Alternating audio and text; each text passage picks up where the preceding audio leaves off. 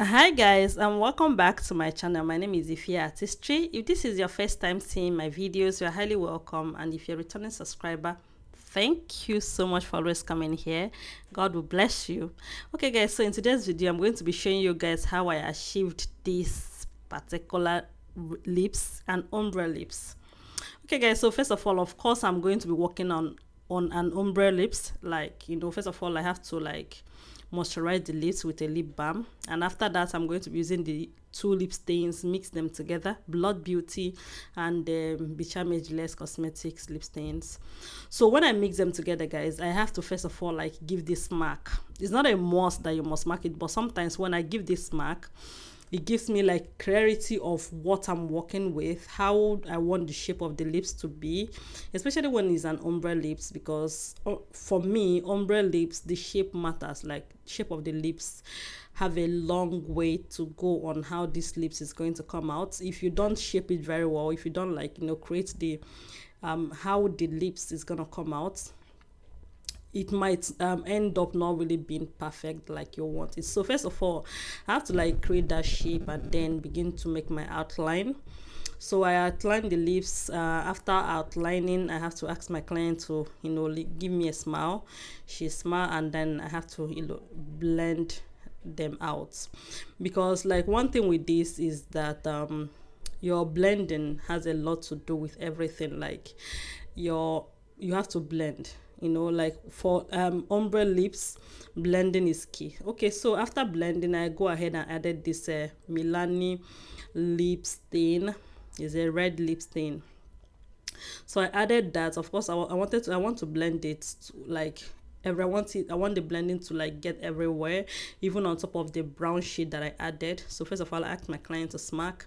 And guys, you have to remember all the lip stains I'm using, I will say that they are creamy though, but at the end of the day, remember that I added like a lip balm on that lips before I begin to like blend, because I'm going to add quite an amount of lip stains on these lips. Had it been like I didn't really moisturize these lips, I moisturized even before I started the makeup, I still did the same afterwards.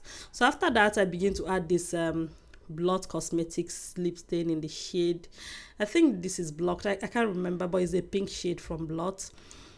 So I begin to add it at the center of her lips, because I feel like the lip stain is not dry. I wanted it to be dried a little bit because I want more coverage. If not so, I have to go on and keep adding lip stains on top of it, because like if the coverage is not giving me what I want, I'll have to go ahead and go on top of it and add more and add more. I don't know if you get it, until I'm satisfied with what I want. So if not so, if I don't want to like keep adding, then I have to allow it to dry up a little bit before I continue.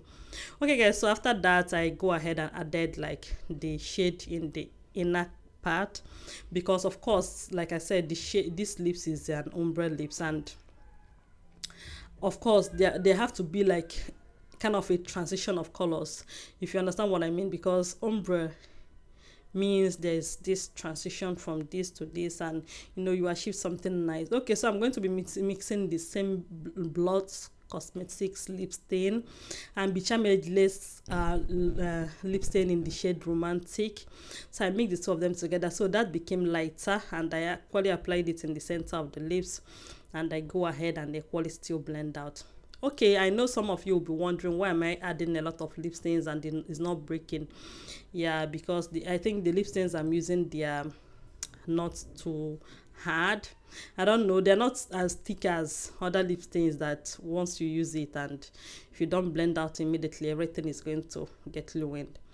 Okay guys, so after that, I just go ahead on the upper part. I just added like that first dark shade that I used. I just wanted to, why I'm doing this, I just wanted it to like give me that reflection of not too bright. When you keep blending and keep blending, at some point you have to actually ruin the sorry the line you used for your sorry, the one that you used for outlining. So I just have to go ahead and blend that out. And guys, so when I was done doing that, I was okay. At this point, I'm okay with everything and all that. So the next thing I did is to highlight the lips with my angled brush. So I just have to, because when it comes to ombre lips, so when you are done doing it, no matter the outline, no matter the sketching you did, you have to, if you want it to be neat, if you want your job to be perfect, you have to go ahead and just use your concealer brush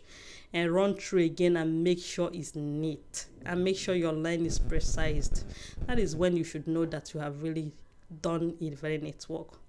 Okay guys, so that is it. So when I was done, I have to, like, use my brush and blend the concealers around her mouth out, because like after this blending, guys, you can see it, like the lips came out beautiful. Like once you have done concealing this, like you're going to like the outcome. Like there's no two ways about it. There's no two ways about it. So after that, equally I use powder, a powder shade, and equally run through just to make sure I erased any traces of this concealer on her mouth and all that. And guys, so after everything became perfect and nice. And guys, honestly, this is the end of the video. I hope you love it. Like when I stay back and look at these lips and the blending and everything, like I'm always amazed, because according to me, I think I did a good job. What do you think, guys? How do you see these lips? Please do not forget to subscribe to my YouTube channel. Put on your post notification, as I'm going to be dropping more content for you guys. See you next time.